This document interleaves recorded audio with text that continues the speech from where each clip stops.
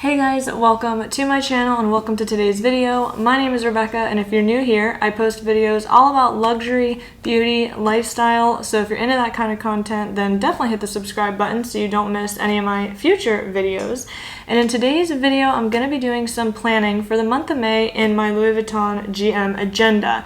I'm going to do some monthly, weekly, and budget planning, and I'm going to show you all of that. So if you're interested in any of those things, then just keep on watching.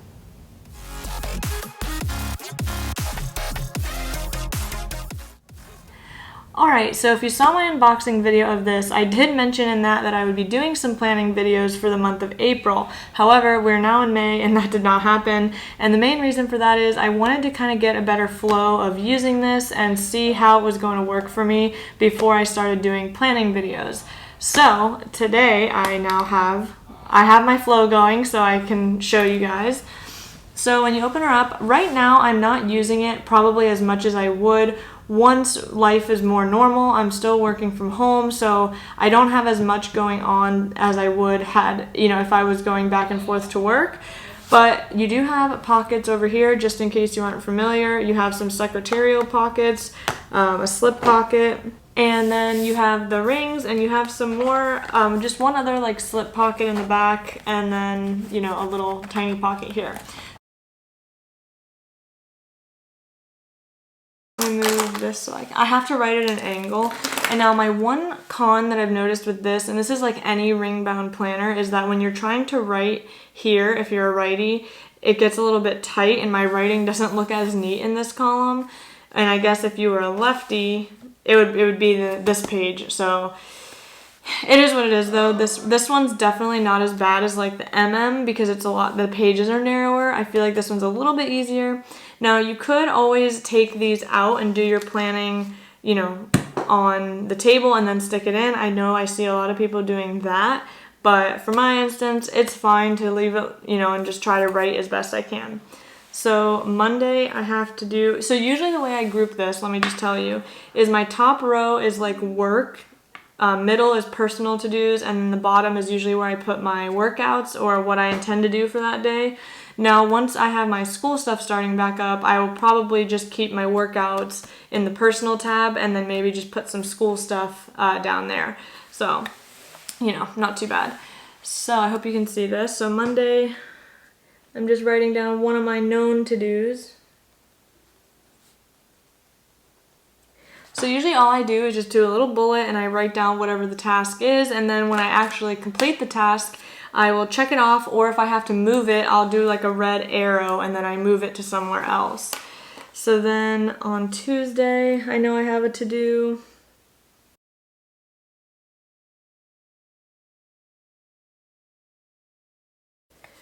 Thursday, I don't think I have anything.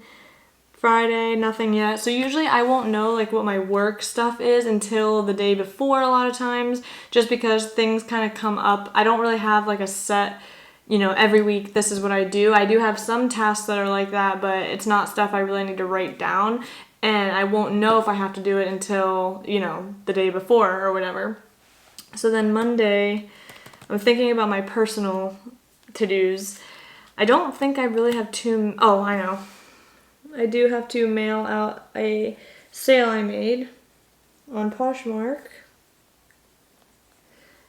Then that's pretty much it there. And then I am just going to write down, my workout days. I'm trying to work out more. I did really well this last week, but it doesn't always happen. And even though I'm putting work out, some days might just be more of a light, I do strength, cardio, sometimes I will just do a walk or something, depending on what the previous days looked like. For instance, if I did 2 really tough workouts on Monday, Tuesday, then on Wednesday I would probably just go ahead and do like a walk or something, simple. Then I think on Thursday I'll probably do an AM workout, and then I will try to film on Thursday. And I don't want to write down what I'm going to film because I want it to be a surprise that you can subscribe to see. But I'll usually go ahead and do like indented bullets of the videos that I want to film. Alrighty. And then I don't really know what the weekend is going to entail because my mom doesn't live in the same state as me, and I don't know what we're doing with my boyfriend's mom yet, so I'm just gonna leave that blank. So this is pretty much what my like pre-planning of the week will look like. I know it's very basic and very, not too super colorful or anything, but until I get more of happening in the week, then I don't know what else to put. So now we'll move into the budget section, which we're gonna go ahead and move this guy again.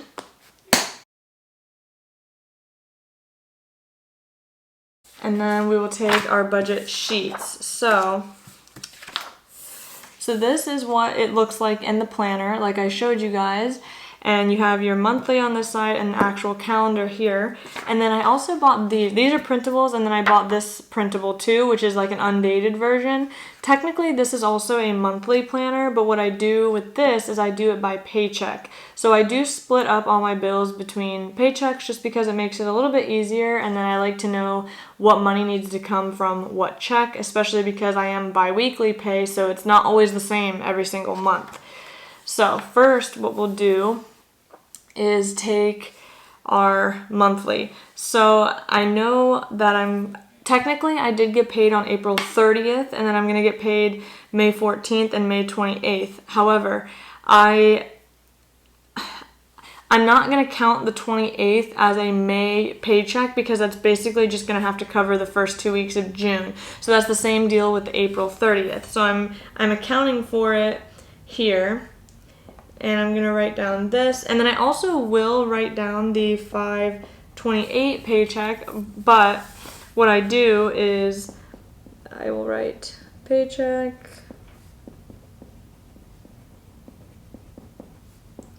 in parentheses on this one. I will write for June, just so I know.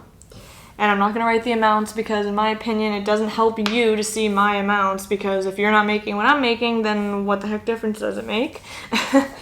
So so fixed expenses, I have my phone, car insurance, Spotify, Peloton. I have the Peloton app. I don't actually have the bike, the Peloton bike. I have a different one, but I love the Peloton app. So phone, car insurance, Spotify, Peloton, cash. So I don't always treat certain things as like actual expenses.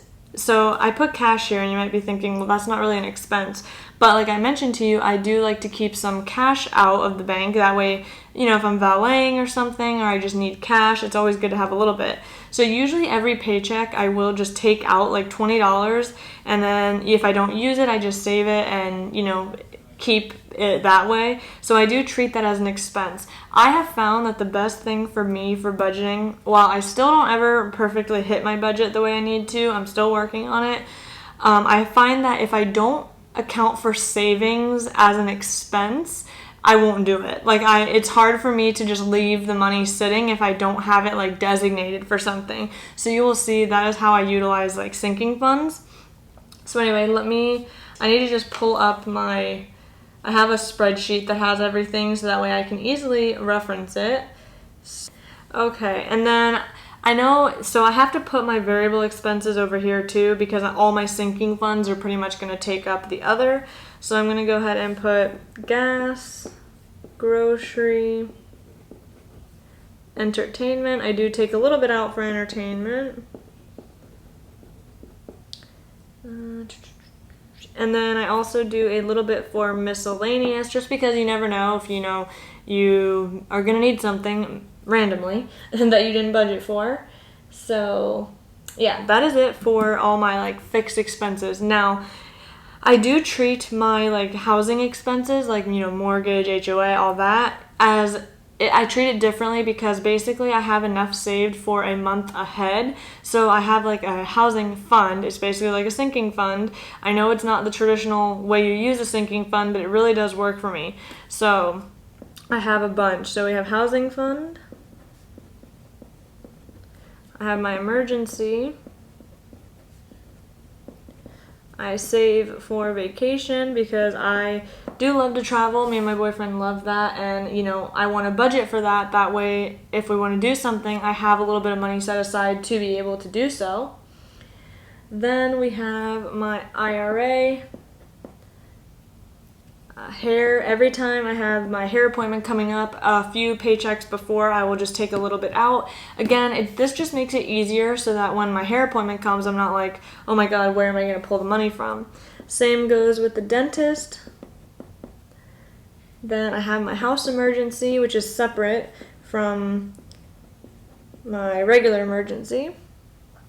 Beauty, since like I said, I know I want to do my nails and stuff in the month of May, which I do intend to save a little bit towards beauty here and there, even if I don't intend to go get my nails done. Most of the time I do my nails at home, and like I was mentioning, I do my eyebrows, I just maintain them at home, and then every couple months I'll go get them waxed. But it is good to have a little bit of a beauty fund. Then I have a car maintenance fund. I just put a little bit into this every paycheck, just so that if I need like windshield wipers, I can go ahead and do that. If I need an oil change, I have money set aside for that. And then I recently did start a Christmas fund, because that is always a very expensive holiday, and I wanted to get a way head start on it. That way I have time to save. So basically that is it for the actual like monthly budget, right? Like I said, I'm not going to put in totals, but that is what it looks like. And then on the calendar, since my boyfriend is the one that actually pays our like mortgage and stuff like that, but I just send it to him, so I don't really put my share of that on here. I don't know, I just don't do that. And with our water bill and electric and all that, it's so random that I don't put it on here. So the main thing I need to put is I'm on a family plan with my grandma for my phone, and I send her my portion twice a month. So I split it up, and she doesn't really care as long as I send it to her within the month. This just also makes it a little bit easier rather than having that lump sum come out of one check. So I always put that on here. I send it to her right on my paydays, and she's good with that. So I do phone and phone, and then my Spotify is on the 17th. That's when that comes out. Car insurance is on the 7th.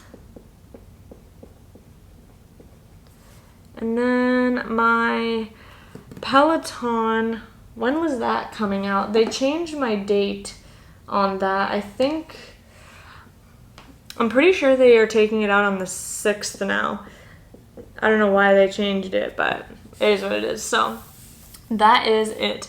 And then if I wanted to, I could even write in like maybe a different color just so I know when it's coming. I could even write my hair appointment, and I could do nails and brows. So I could do something like that. That way I know, okay, these things are coming. They're not really bills, but I know, I need to make sure that I have these things planned out for. And then I do have little like money icon stickers, and I don't want to use it on here because, like I said, I've already done this and with my stuff filled in, so I don't want to waste these on these. So I'm just going to do something a little bit different, and we'll just highlight with the pen the paydays. So, and then if you wanted to add a little bit more decor, you could even highlight, all of the expenses just to add some color. And then like I mentioned, I don't really utilize this section too much right now. Maybe I will at some point, but for now, I don't. So now this is where we basically take all of this information and then divide it up by paycheck. So let me take my pen again.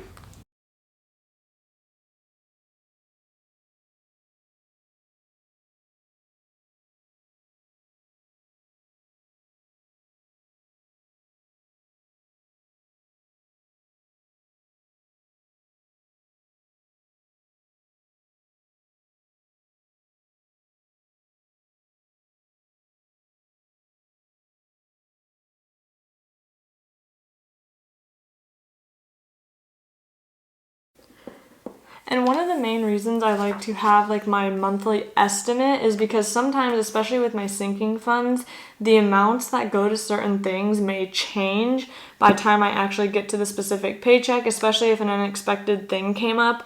For instance, if I had some unexpected $50 thing, then I might have to take $50 from one of these that are not super critical. Obviously my housing fund, that one's pretty much like a non-negotiable because I need that money to go in, but you get the gist. So that is pretty much it for the weekly or the paycheck setup. Of course, I can put, what my actual income is, the difference between what I thought. I am salaried, so I know what it's going to be every single time, which is nice. My other job, it was hourly, and it was really frustrating to not know exactly how much your check was going to be every time, so that I like being salaried and just having it be bi-weekly and nothing changes. So I don't really need like the estimate, you know what I mean? But then you can do your budget, your actual, your difference, and the balance. So that can be helpful for, if you, which, what's kind of funny is they don't really have like a lot of budget sheets I see, they have the budgeted and the actual column, but this doesn't. However, they do have budget and actual here. So I guess you could divide up the column if you wanted to, but I don't really do that. Usually what I'm putting on here is pretty much what I stick to, other than like the gas, grocery, entertainment category. This is where I usually go over, and it's always because of groceries. A lot of times I still haven't gotten my grocery shopping down pat yet, but I'm trying. So then again, it's basically the same thing for the next check.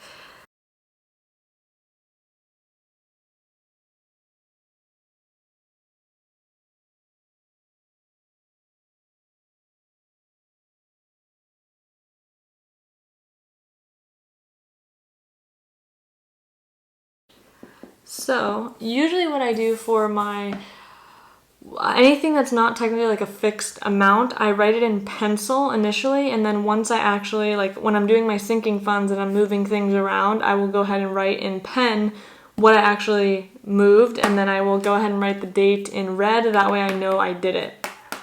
So I also use some digital things to help me with my budget as well. I use a couple different like check register apps, that way I can keep track of my balances. And I also use Google Sheets, where I have like a master budget, where it's like basically an estimate of every paycheck for the year. That way I can kind of play with the numbers and adjust things as things come up. It's really helpful to have that, especially because I can always have it with me. I don't always carry around my agenda, obviously it's very big, but I always have my phone with me, and I have my Google Sheet app on there, so it's great. So I can update things on the go if I need to, and then if I need to add anything to my planner, I can. So that is really it for my budget section. So this stays in my planner like this, and then I put my weekly or my paycheck budget right in between. So if I need to like see the calendar and see what I'm working with, I can. And the only other thing that I'm not going to show is I do keep just a little running balance of my sinking funds, but that's it. So, and I also do that digitally as well, just in case I need to update things on the go.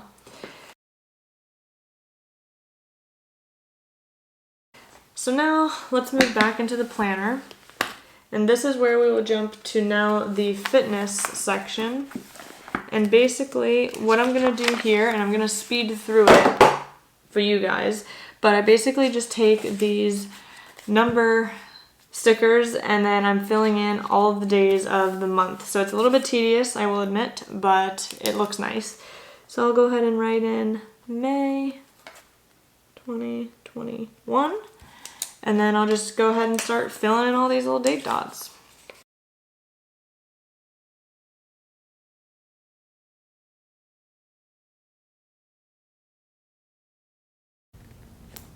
Alright, so that is everything. I had to double up on these, obviously, because, they don't have enough. So this is what I usually do, and since I already am filming this in the evening on the 1st, so I can actually write in, like, what my workout was. So I did do a little spin and strength. And then usually like the next day, that's when I go and write in what my calories were for my Apple Watch, since I like to wait until, the day is completely done. And I'll go ahead and use a pink highlighter. The pink highlighter mainly notates if I hit my macros or not. And then I'll write the calories over top like you see here. So that is it for this. This just gets filled in every single day. There's nothing I can really pre-plan, because I don't write in this until the day has actually happened, because like I said, I plan for workouts, but they don't always necessarily happen, so I don't want to write them here until it's a done deal. And what I really like about doing this is I can see at a glance like how well I did for a particular month. April wasn't my best month, but it is nice to see like all the progress I did actually make. So I really recommend that if you are trying to work on fitness or any habit really. You can, like let's say you wanted to read more, you could even do a calendar like this and you can write how many pages you read each day. So it just depends on what what kind of goal you have. So then let's flip to the YouTube section, and again it's the same setup. I'm gonna just really quickly speed through this. I'm not gonna bore you with the same thing again. And what I usually will like to do is take a pencil and write in maybe some ideas or tentative scheduling, and then once I actually know for sure a video is gonna go live on a certain day, I will commit it to pen. So, and one thing I can also put here is my ending April count.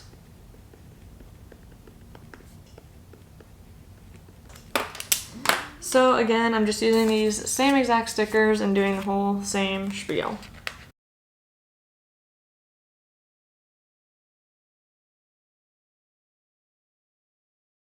Alright, so that is what my YouTube thing looks like, and I am going to tentatively write on the 2nd, which is tomorrow. I don't know if it's going to happen, or maybe it'll be Monday, but I will put my May plan with me.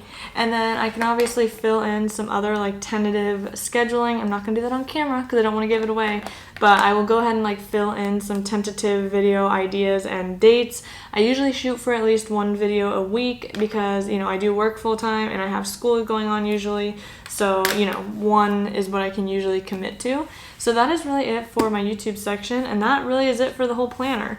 So of course, like I said, I will do a bit of pre-planning for certain things, and other things happen when they happen and as they happen.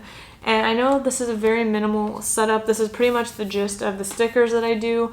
However, I just have found that when I've tried to incorporate a ton of stickers, my planner becomes less functional for me. I'm using this to plan things, and it is nice to have the pretty stickers and all that, but again, it is just one of those like unnecessary expenses. These planners, especially if you have a luxury planner like this, they cost a lot, and if you can save in certain areas, then it's nice to be able to do so. So that is really it for this May plan with me. I really hope that this video was helpful to you, and I apologize if maybe the angle wasn't the best. I'm still getting the hang of this, and hopefully my planning videos can get more sophisticated. If there's anything you want to know planner related, go ahead and leave me a comment, and I will definitely try to get to any suggestions you have for planning, or if you have questions in general, just go ahead and leave me a comment and I will answer to the best of my ability. So anyway guys, that is it for this video. Don't forget to subscribe so you can join my family here on YouTube, and I will see you guys in the next one. Bye!